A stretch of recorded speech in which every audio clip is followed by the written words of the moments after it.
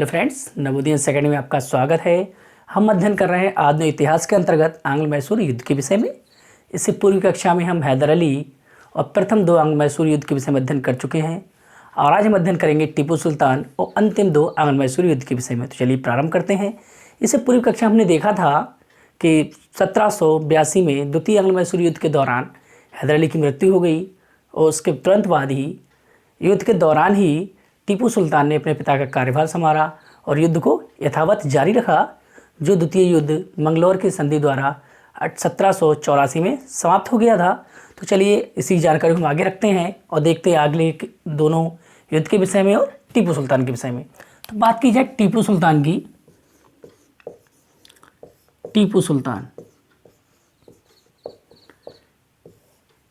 टीपू सुल्तान ये हैदर अली का पुत्र था। इसका पूरा नाम सुल्तान फतेह अली खान साहब था। टीपू सुल्तान का पूरा नाम सुल्तान फतेह अली खान साहब था। इनका जन्म 20 जनवरी 1750 ईस्वी को हुआ था। जन्म 20 जनवरी 1750 ईस्वी को हुआ था। जगह की बात की जाए तो जगह थी देवनाहल्ली। ये बेंगलोर कर्नाटक में है। कहाँ है? बेंगलोर कर्नाटक। कहाँ स्थित है? बेंगलोर कर्नाटक में स्थित है। और इनकी माता का नाम फातिमा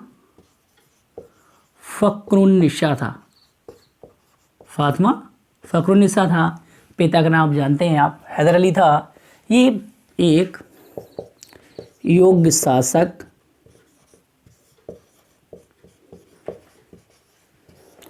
विद्वान, दीर्घदर्शी,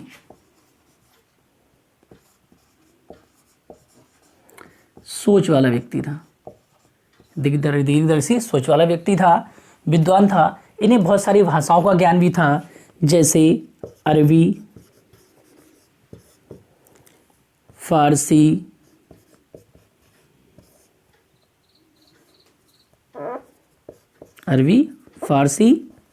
उर्दू, कन्नड़ और हिंदी भी आती। मगर ये चार भाषा इनकी मुख्य थी जो इन्हें बहुत अच्छे से आती थी। कौन कौन सी? अरबी, फारसी, उर्दू और कन्नड़। ये बचपन से ही बहुत योग्य थे, सारी विद्याओं में निपुण थे। इसीलिए इनके पिता, जिनका नाम क्या था? हैदर अली था। हैदर अली ने शेर ए मैसूर कहा करते थे। क्या कहते थे? शेर ए मैसूर कहा करते थे। तो यहाँ तक आप समझ में आ गया। टीपू सुल्तान का पूरा नाम सुल्तान फतेह अली खान साहब था। जन्म 20 जनवरी 1750 को हुआ। माता का नाम फातिमा फ़खरुन्निसा और जगह का नाम देवनाहल्ली, कर्नाटक, जो बेंगलोर में स्थित है।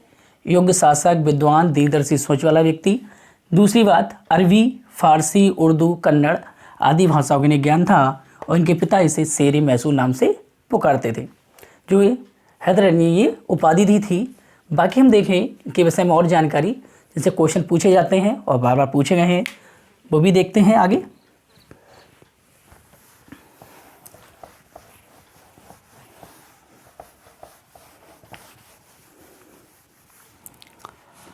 तो इनकी प्रारंभिक जानकारी होगी। हम बात करते हैं, मैंने यह लिखा है शासनकाल। तो टीपू सुल्तान का शासनकाल 10 सितंबर 1782 मतलब द्वितीय आंग्ल मैसूर युद्ध के दौरान ही प्रारंभ हुआ और रहा 4 मई 1799 तक। ये इनके शासन की बात की जाती है। मगर हम बात करें इनके राज्याभिषेक की, बात की जाए राज्याभिषेक, तो राज्याभिषेक हुआ था 29 दिसंबर को। कब हुआ था? 29 दिसंबर 1782 ईस्वी को। इनका राज्याभिषेक कब हुआ? 29 दिसंबर 1782 ईस्वी को। और शासक बनने के बाद इन्होंने जो पहला काम किया वो क्या किया था? 1784 में मंगलौर की संधि की, क्या किया था, मंगलौर की संधि की थी और इसके द्वारा द्वितीय आंग्ल मैसूर युद्ध को शांत किया था। अब इस संधि में बहुत सारी बातें तय हुई थी कि अंग्रेज और टीपू सुल्तान ने मैसूर के और अंग्रेजों के जो विजित क्षेत्र उन्हें एक दूसरे को वापस कर दिया था और शांतिपूर्वक दोनों लोग रहने लगे थे। लेकिन महत्वाकांक्षाएं अंग्रेजों की भी बड़ी हुई थी और टीपू सुल्तान की भी। टीपू सुल्तान ये फ्रांसीसियों से बहुत प्रेरित थे, फ्रांसीसियों से बहुत प्रेरित थे। क्या थे, फ्रांसीसियों से बहुत ज़्यादा प्रेरित थे। तो जो फ्रांस में क्रांतियाँ हो रही थी, फ्रांसीसी क्रांति के रूप में जिसे हम पढ़ते हैं, तो उनसे बहुत ज़्यादा प्रेरणा मिली थी इन्हें और ये फ्रांसीसी से बहुत कुछ सीखते थे। और बात की जाए जो फ्रांसीसी थे उनके साथ इनकी क्या थी, मित्रता भी थी। क्या थी, मित्रता थी। और बात की जाए फ्रांसीसियों की मित्रता पूर्ण पहले के समय से भी रही थी मैसूर के लोगों के साथ, तो मित्रता भी थी। तो इन्होंने फ्रांसीसी लोगों से बहुत कुछ सीखा और जैसा देखा गया है कि जो इन्होंने सोचा कि जो विदेशी है कंपनियां हैं जो भारत में आकर व्यापार कर रही हैं, तो हमें भी अपने आप को बढ़ाने के लिए, धन कमाने के लिए विदेशी देशों से के साथ क्या है, व्यापार करना चाहिए, विदेशी कंपनियों के साथ व्यापार करना चाहिए। इसीलिए इन्होंने क्या है, विदेश से व्यापार प्रारंभ किया, विदेश से व्यापार प्रारंभ किया, जो काम अभी तक किसी ने नहीं किया था। विदेश से व्यापार प्रारंभ किया और इस दौरान इन्होंने क्या है, तुर्की, फ्रांस, मॉरिशस, मिस्र और अरबी देश जो है, अरबी जो देश थे उनके साथ क्या है, इन्होंने व्यापार प्रारंभ किया। अब जब ये व्यापार है, जैसे अरब है, काबुल है, इन देशों के साथ इन्होंने व्यापार प्रारंभ किया। जब ये इस तरह से देखा जाए तो क्या था, टीपू सुल्तान अंग्रेज़ों के विरुद्ध खड़े हो चुके, व्यापारिक तौर पे भी इनमें क्या है, प्रतिस्पर्धा बढ़ गई थी। अंग्रेज भी भारत में व्यापार कर रहे तो ये भी क्या, दूसरे देशों के साथ व्यापार करने लगे थे, जिससे क्या है, कंपनियों में प्रतिस्पर्धा बढ़ गई, भारतीयों में और अंग्रेजी कंपनियों में। तो ये भी क्या है, एक तरह से देखा जाए तो अंग्रेजों को क्या सिरदर्द बनना शुरू हो गया था। ये जब फ्रांस की विजय हुई तो इन्होंने क्या करा, भारत में स्वतंत्रता का वृक्ष लगाया। क्या किया, स्वतंत्रता का वृक्ष लगाया। ये देखिए कि विजय हुई किसकी, फ्रांस की, वहाँ से अंग्रेजों को खदेड़ दिया गया। तो यहाँ भी टीपू सुल्तान ने क्या, एक स्वतंत्रता का वृक्ष लगाया। एक क्लब था जिसका नाम था जैकोबिन क्लब, जैकोबिन क्लब। इस क्लब की स्थापना की और जो फ्रांस में जैकोबिन क्लब था उसकी क्या है, सदस्यता भी ग्रहण की। क्या किया इन्होंने, सदस्यता भी ग्रहण की। तो ये सारे काम क्या हैं, अंग्रेजों के विरुद्ध हो रहे हैं, जो अंग्रेजों के लिए क्या है, दिन ब दिन सिरदर्द बनते जा रहे हैं। तो जैकोबिन क्लब जो फ्रांसीसी क्लब था उसकी सदस्यता ग्रहण की, भारत में जैकोबिन क्लब की स्थापना की, स्वतंत्र हुआ फ्रांस अंग्रेजों से। तो वहाँ भी इन्होंने क्या है, फ्रांसीसी क्रांतियों की देखते हुए तो यहाँ पे क्या हो गई, स्वतंत्रता के वृक्ष भी इन्होंने लगा दिया। तो वृक्ष लगाओगे भारत में तो दिक्कत तो होनी है, ये इन्होंने लगाया था श्रीरंगपट्टनम में। आगे बात की जाए, विदेश से व्यापार प्रारंभ कर दिया, जिससे क्या है, अंग्रेजों के साथ प्रतिस्पर्धा बढ़ गई। फ्रांसीसियों से बहुत प्रेरित थे, फ्रांसीसियों से मित्रता थी, तो इसलिए क्या अंग्रेज चिढ़ते थे कि ये बहुत कुछ क्या फ्रांसीसियों से सीख रहे थे। इन्होंने उसी दौरान अगर कहा जाए भारत में, तो इन्होंने जो अपनी सेना थी उसे आधुनिक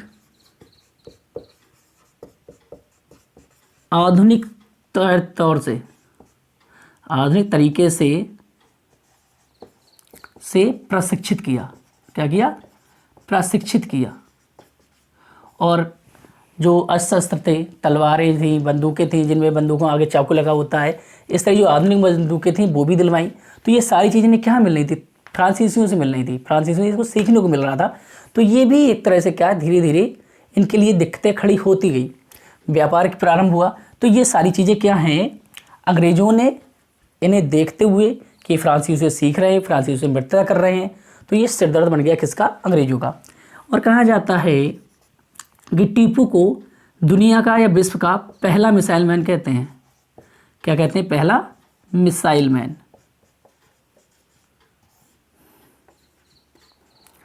पहला मिसाइल मैन कहते हैं। और BBC न्यूज़ के अनुसार पता चला है कि टीपू सुल्तान के जो रॉकेट थे वो लंदन के साइंस म्यूजियम में स्थापित किए गए हैं। और ऐसा बताया गया है कि 18वीं सदी के अंत में अंग्रेज यहाँ से टीपू सुल्तान के रॉकेट थे वो ले गए थे। तो ये जानकारी हुई टीपू सुल्तान के विषय में और द्वितीय तृतीय युद्ध की पृष्ठभूमि के विषय में। तो द्वितीय तृतीय युद्ध की पृष्ठभूमि क्या बन रही थी कि ये फ्रांसीसियों के साथ की मित्रता कर रहे हैं। अंग्रेजों को इससे जलन होने लगी, दिक्कतें होने लगी। एक तो उनका व्यापार में भी इनने क्या प्रतिस्पर्धा शुरू कर दी थी, तो वही तृतीय युद्ध के क्या मेन कारण बन गए। तो अब हम देखते हैं तृतीय आंग्ल मैसूर युद्ध।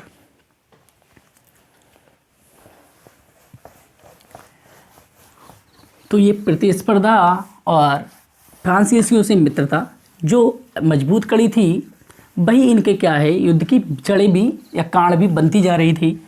तो तृतीय आंग्ल मैसूर युद्ध क्या है? तृतीय आंग्ल मैसूर युद्ध। तृतीय आंग्ल मैसूर युद्ध ये शुरू हुआ था 1790 में और चला 92 ईस्वी तक। 1790 से 92 तक चला। अब इस समय बात की जाए तो जो अंग्रेजी गवर्नर था उसका नाम था कॉर्नवालिस। क्या नाम था? कॉर्नवालिस। जब कॉर्नवालिस भारत में आया तो इसने बहुत सारी चीज़ों को देखा, मैसूर को देखा कि मैसूर किस तरह से वृद्धि कर रहा है और इसकी जो वृद्धि है वो अंग्रेज़ों के लिए क्या आगे खतरा हो सकती है। तो इन्होंने टीपू सुल्तान पर आरोप लगाया कि ये क्या है, फ्रांसीसियों से मित्रता कर रहे हैं, हमारे खिलाफ षड्यंत्र कर रहे हैं। और इसी कारण से क्या इनमें क्या है लड़ाई प्रारंभ हो गई, युद्ध प्रारंभ हुआ। मगर इससे पहले युद्ध में हमने पढ़ा था कि हैदर अली अपनी कूटनीति से नवाबों और मराठों को अपनी ओर शामिल कर लेता था। मगर यहाँ उल्टा हुआ, कॉर्नवालिस ने नवाब और मराठों को अपनी ओर शामिल कर लिया और उन्हें प्रस्ताव दिया कि यदि वह मैसूर को हराने में मदद करते हैं, अंग्रेजों का साथ देते हैं, तो विजित क्षेत्र जो होंगे उन्हें तीनों में बराबर बांटा जाएगा। मतलब अगर मैसूर जीता जाता है तो मैसूर से जो भी क्षेत्र प्राप्त होगा वो नवाब, मराठे और अंग्रेज बांटेंगे। तो इस पर क्या है, मराठे और नवाब खुश हो गए और उन्होंने साथ किसका दिया? अंग्रेजों का। तो देखिए तृतीय आंग्ल मैसूर युद्ध में एक तरफ क्या था? टीपू था, टीपू सुल्तान, और दूसरी तरफ क्या थे? BEIC, मराठे और नवाब। तो देखिए इसमें क्या है कि जो अंग्रेज हैं या BEIC है वो मराठे और नवाबों का अपने हिसाब से घुमा रही है। प्रथम आंग्ल मैसूर युद्ध में भी, द्वितीय आंग्ल मैसूर युद्ध में भी और तृतीय आंग्ल मैसूर युद्ध में। मराठों की क्या है, सालबाई की संधि तो हो गई थी द्वितीय आंग्ल मैसूर युद्ध में ही, जिसमें क्या वो पल्ला बदल गए थे अपना। पहले किसकी तरफ थे? मैसूर की तरफ, और बाद में सालबाई की संधि द्वारा किस तरफ हो गए? BEIC की तरफ। तो वो संधि के तहत क्या थे? अंग्रेजों से मिले हुए थे और ये युद्ध प्रारंभ हुआ। प्रारंभ में टीपू का युद्ध हुआ मिडोज से। जो अंग्रेज नृत्य करता था उसका नाम था मिडोज। तो टीपू सुल्तान ने इसे क्या है पराजित कर दिया, मिडोज को तो पराजित कर दिया। जब ये पराजित हुआ तो कॉर्नवालिस आया। क्या आया? कॉर्नवालिस मुख्य भूमिका में आया और कॉर्नवालिस के नेतृत्व में क्या है युद्ध प्रारंभ हुआ। टीपू ने कॉर्नवालिस को भी युद्ध में क्या चुनौतियां दी, युद्ध में चुनौती दी। मगर धोखेवश क्या हुआ कि जो श्रीरंगपट्टनम का किला था, श्रीरंगपट्टनम का जो किला था उसको क्या है उसे घेर लिया गया। कॉर्नवालिस ने क्या किया? श्रीरंगपट्टनम का किला घेर लिया। अब देखिए अभी तक युद्ध हो रहा था वो चीज़ अलग थी, मगर टीपू सुल्तान भी मजबूत शासक था। लेकिन उसके बावजूद जब तीन शक्तियाँ BEIC, मराठे, नवाब सब एक साथ आक्रमण करेंगे और ये घर के वेदी भी थे, तो हराता रहा टीपू सुल्तान, युद्ध में काफ़ी हद तक आगे बढ़ गया। परंतु जब श्रीरंगपट्टनम के किले को घेर लिया गया तो टीपू सुल्तान को क्या अपनी हार माननी पड़ी। तो अंततः अगर बात की जाए तो हार किसकी हुई? टीपू की हुई। अंततः तृतीय आंग्ल मैसूर युद्ध में हार हुई टीपू की। टीपू की इसमें हार हुई और हार के कारण क्या है, संधि भी करनी पड़ी, जिसे कहते हैं श्रीरंगपट्टनम की संधि। कुछ यही हुई, यही किला जीता गया था, इसी को घेरा था अंग्रेजों ने, और जब ये संधि हो गई तो उसे कहा गया श्रीरंगपट्टनम की संधि, जो टीपू सुल्तान और कॉर्नवालिस के बीच हुई। इससे पहले संधि हुई थी मद्रास की संधि, प्रथम आंग्ल मैसूर युद्ध, द्वितीय आंग्ल मैसूर युद्ध मंगलौर की संधि, तृतीय आंग्ल मैसूर युद्ध श्रीरंगपट्टनम की संधि, और चौथे में तो कोई संधि नहीं हुई क्योंकि टीपू की मृत्यु हो जाती है। जब इसमें 3 शक्तियों ने एक साथ आक्रमण किया टीपू पे, तो टीपू लड़ा युद्ध में, मैंने कहा योग्य शासक था, योग्यता थी उसमें लड़ने की भी और सेना भी उसकी मजबूत थी। लेकिन जब 3 शक्ति एक साथ हुई और उन्होंने धोखे से घेर लिया श्रीरंगपट्टनम में किले को, तो क्या उसे हार माननी पड़ी और हो क्या गया, श्रीरंगपट्टनम की संधि। अब देखिए श्रीरंगपट्टनम की संधि में क्या हुआ वो समझते हैं, कि यहाँ से क्वेश्चन पूछे जाते हैं, तो समझिए श्रीरंगपट्टनम की संधि में क्या हुआ। अभी तक क्या था, जो संधियाँ जो हुई थी वो भारतीय उसमें जीतते रहे। पहली में हैदर अली जीता था, तो जब हैदर अली जीता तो क्या एक विनम्र संधि हुई, कोई खास नहीं रहा। लेकिन जब अंग्रेज़ों ने जीता तो उन्होंने देखिए संधि में क्या किया। सबसे पहली बात, इन्होंने टीपू से युद्ध हर जाने के रूप में लिए 3.3 करोड़ रुपए। क्या लिया, इस तृतीय आंग्ल मैसूर युद्ध में जो संधि हुई श्रीरंगपट्टनम की संधि, इस संधि में अंग्रेजों ने, BIC ने टीपू सुल्तान से लिए 3.3 करोड़ रुपए। अब इतनी बड़ी राशि एक साथ देना संभव नहीं था, तो इन्होंने क्या किया, इसके 2 पुत्रों को, क्या 2 पुत्रों को बंधक बना लिया। क्या बनाया, बंधक, कि जब भाई तुम पैसा दे दोगे उसके बाद अपने पुत्रों को ले लेना। तो एक क्रूर संधि हुई कि भाई पैसा नहीं मिल पा रहा है, तो पैसा तो ले भी रहे हो, तो उसमें धैर्य नहीं है, तो क्या आप 2 पुत्रों को भी अपने साथ ले जा रहे हो, बंधक बना लिया। कितनी क्रूर संधि की, क्योंकि पहले जब संधि में जब भारतीय हैदर अली जीता था तो उसने कोई ऐसी संधि नहीं की थी, तो ऐसी संधि इन्होंने की। तो ये तो हमेशा से रहा है कि अंग्रेज जब भी जीतते थे तो संधि ऐसी करते थे जिसमें क्या उन्हें बड़ा मुनाफा होता था और भारतीयों को बहुत ज़्यादा नुकसान का सामना करना पड़ता था। तो क्या किया, 2 पुत्रों को बंदी बना लिया, ये हुआ। और तीसरी बात की जाए, आधा मैसूर ले लिया, आधा मैसूर प्राप्त किया। किसने, अंग्रेजों ने। अंग्रेजों ने क्या किया, आधा मैसूर प्राप्त किया। ये तो पहले ही तय हो गया था, क्योंकि उन्हें जो विजित क्षेत्र था वो किसे देना था, मराठों को भी देना था, नवाबों को भी देना था और स्वयं भी लेना था। तो जो आधा क्षेत्र प्राप्त हुआ, तो उसमें देखिए क्या हुआ, आधे क्षेत्र में इन्होंने, और अंग्रेज बहुत चालाक थे, वो मराठे और नवाबों को केवल यूज कर रहे थे। नवाबों को मराठों को इससे फ़ायदा नहीं होगा। फिलहाल अभी जो क्षेत्र मिलेगा मैं समझाता हूँ, देख क्यों नहीं होगा। अंग्रेजों ने क्या किया, आधा क्षेत्र लिया, किससे, मैसूर से। तृतीय आंग्ल मैसूर युद्ध में क्या हुआ, आधा क्षेत्र लिया। कितना क्षेत्र, आधा। जो आधा क्षेत्र इन्हें मिला, कहाँ से मिला, मैसूर से मिला। तो मैसूर का आधा हिस्सा तो चला गया, जो किसकी सहायता से लिया उन्होंने, मराठे और नवाब की सहायता से। तो उस आधे क्षेत्र को देखो 3 लोगों में बांटा। किस किस में बांटा वो समझिए। सबसे पहले लिया अंग्रेजों ने। किसने लिया, अंग्रेज। तो अंग्रेज ने लिया। दूसरा क्षेत्र मिला मराठों को, और तीसरा भाई हिस्सेदार कौन है, नवाब। कहाँ के नवाब, हैदराबाद के नवाब तीसरे में भागीदार हैं इस हिस्से में। तो यहाँ पर कॉर्नवालिस ने बंटवारा किया, फ़ायदा हुआ नवाबों का, मगर वो केवल दिखावी तौर पे हुआ, वास्तविक कोई लाभ नहीं होने वाला था। क्योंकि अंग्रेज जानते थे अगर इन्हें फ़ायदा होगा तो भविष्य में इन्हें नुकसान भी अंग्रेजों को ही उठाना पड़ेगा। तो इसलिए उन्होंने दिया तो, मगर ये सब बेवजह दिया, इससे कोई फ़ायदा भारतीयों को नहीं हुआ, मराठों को नहीं हुआ, नवाबों को कोई भी फ़ायदा होने वाला नहीं था, क्योंकि ये क्या थी, उनकी कूटनीतियों का ही नतीजा था। तो जो देखिए सबसे मजबूत या सबसे अच्छे जगह थी वो क्या थी, मालाबार। क्या था, मालाबार तट। क्योंकि मालाबार तट से ही सारा व्यापार होता था। तो उस पर अधिकार किसने किया भाई, अंग्रेजों ने। क्षेत्र ले लिया किसने, अंग्रेजों ने। दूसरा जगह है डिंडीगुल।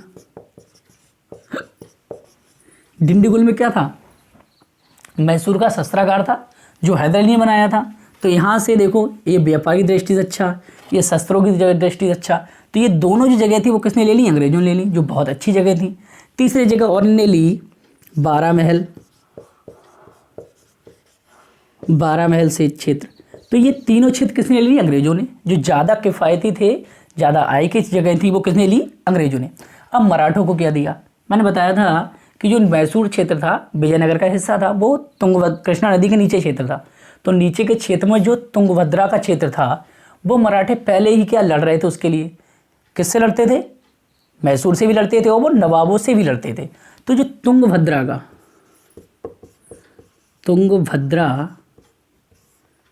नदी के उत्तर का क्षेत्र,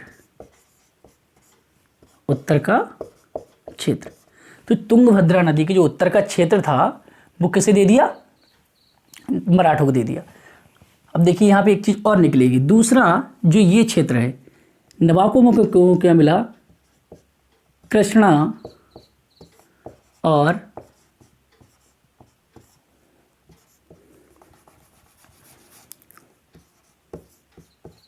पेन्नौर नदी के मध्य का क्षेत्र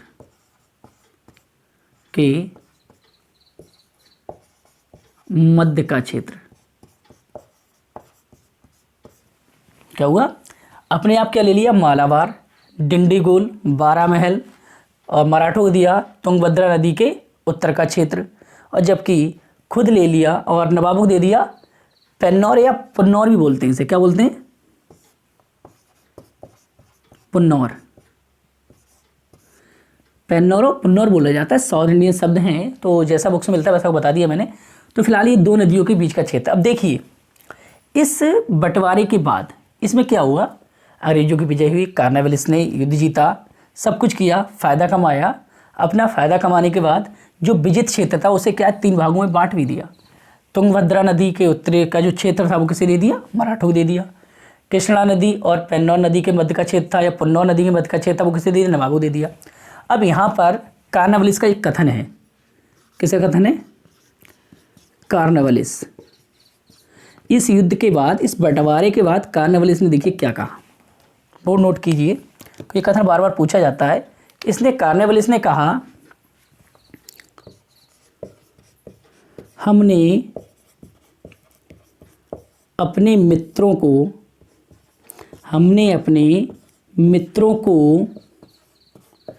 शक्तिशाली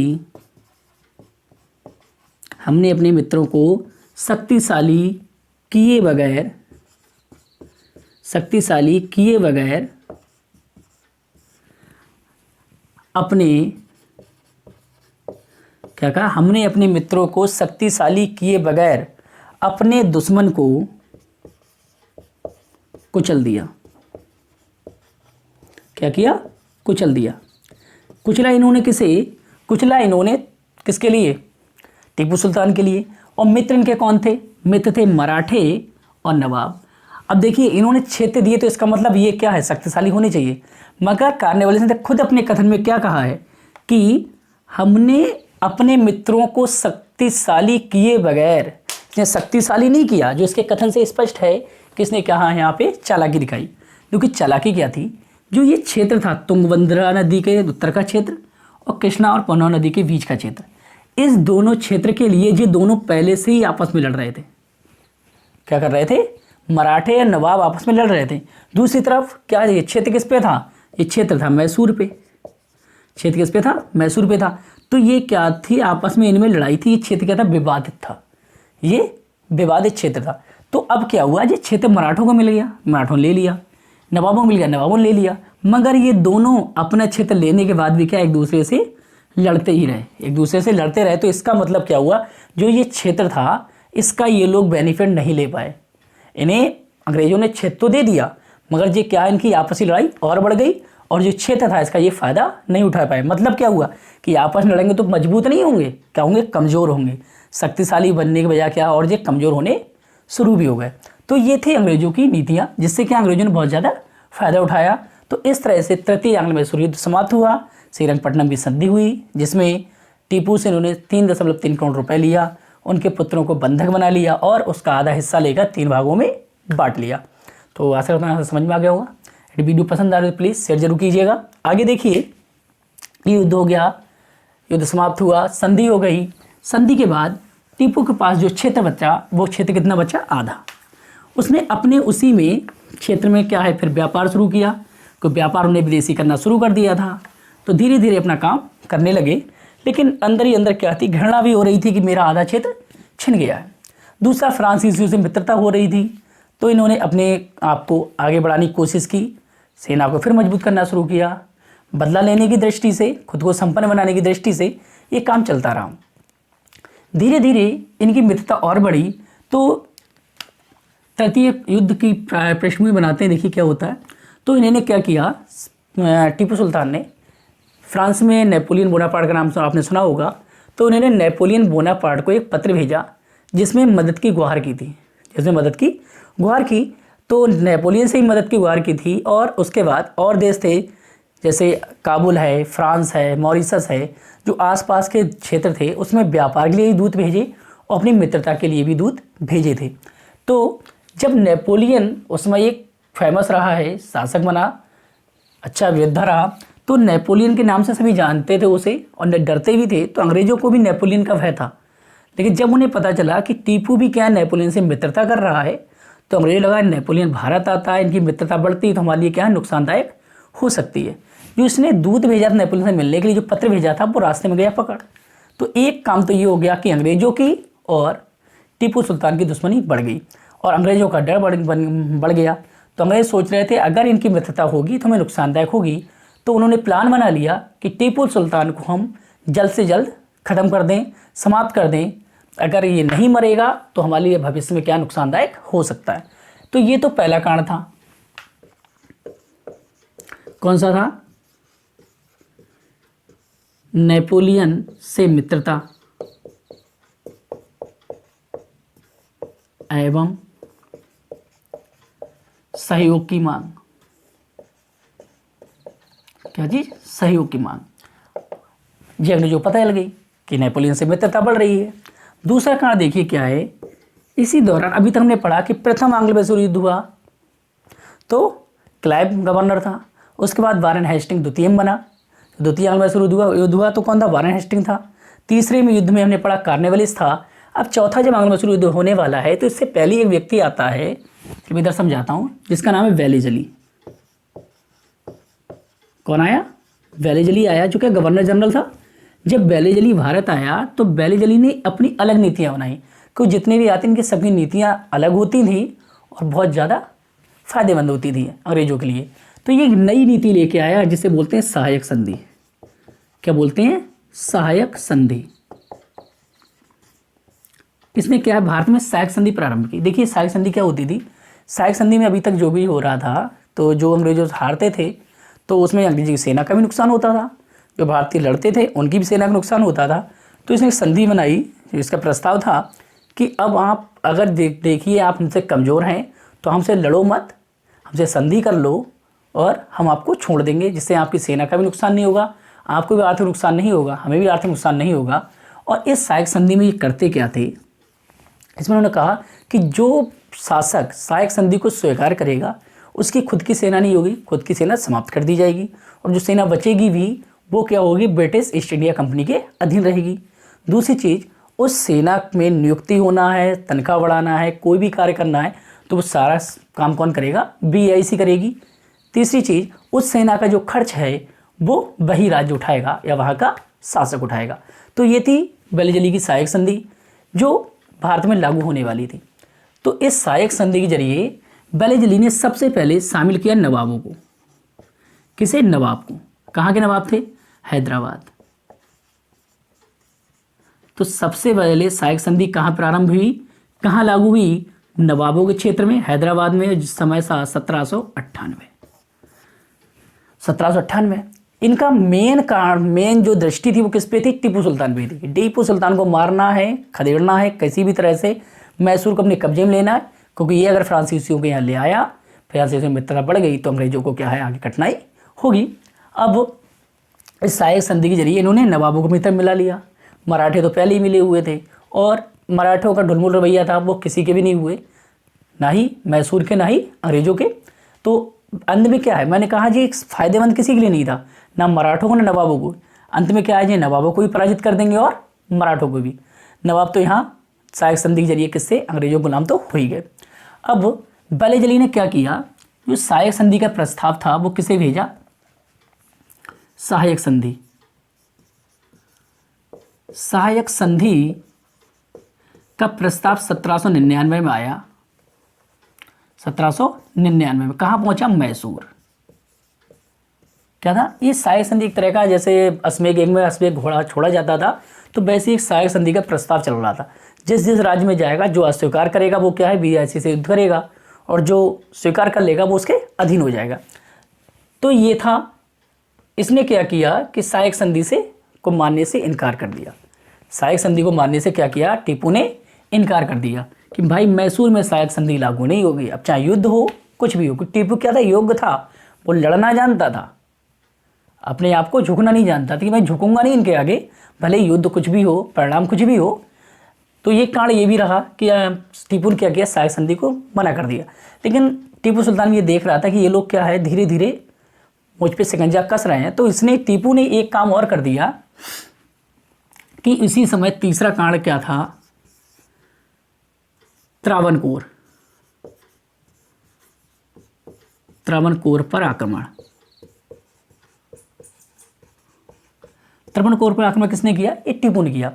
जब उसे लगा कि हाँ बढ़त रहा है, मुझे भी कुछ करना ही चाहिए, उसी दौरान क्या था, जो कोचीन था, जगह क्या थी, कोचीन, मैंने पढ़ा है। तो कोचीन में के जो द्वीप थे दो, कोचीन का जो राजा था वो अपने दो द्वीपों को बेच रहा था, और कोचीन आता था मैसूर के अंडर में। तो जब कोचीन के शासक ने दो द्वीप बेचने की बात की, तो उन्हें खरीदने की कोशिश की किसने, त्रावणकोर के शासक ने। तो कोचीन अपने दो द्वीपों को बेच रहा था और त्रावणकोर उन द्वीपों को खरीद रहा था। जब त्रावणकोर खरीद रहा था तो टीपू उस चीज़ से नाराज हुआ कि भाई वो क्षेत्र मेरा है, जो बेच रहा है वो भी गलत कर रहा है, जो खरीद रहा है वो भी गलत कर रहा है। तो टीपू ने कोचीन वाले से तो कुछ नहीं कहा, मगर जो त्रावणकोर का शासक था उस पर कर दिया आक्रमण। क्या कर दिया, त्रावणकोर के शासक पर आक्रमण कर दिया। ये रहा था बात पहले की, लेकिन ये इस समय क्या है, एक नया मुद्दा भी बन गया। इसमें क्या, एक नया मुद्दा बन गया कि फिर से हो सकता है कि आक्रमण कर दिया जाए। तो इस चीज़ को भी ध्यान में रखा गया था कि त्रावणकोर पे जो आक्रमण हुआ था इसने पहले किया था, लेकिन ये दृष्टि जो थी किसकी, अंग्रेजों की, त्रावणकोर के आक्रमण वाली जो बात थी वो भी उनके दिमाग में चल रही थी कि टीपू भी क्या है, अपना आगे को साम्राज्य बढ़ाने के लिए फिर से आक्रमण कर सकता है। तो ये दो कारण रहे सहायक संधि वाले, ये मुख्य रहे, और इसी कारण ये भी एक दिमाग में रखा गया। तो ये 3-4 कारण जो थे कि टीपू की जो दृष्टि है वो क्या है, बढ़ सकती है, संधि को तोड़ सकता है। तो इन्हीं कारण से क्या हुआ, चतुर्थ आंग्ल मैसूर युद्ध। चतुर्थ आंग्ल मैसूर युद्ध।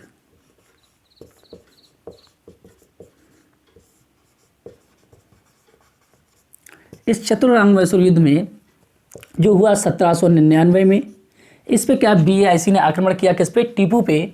और टीपू श्रीरंगपट्टनम किले के पास, पट्टनम किले के पास वीरगति को प्राप्त हुआ।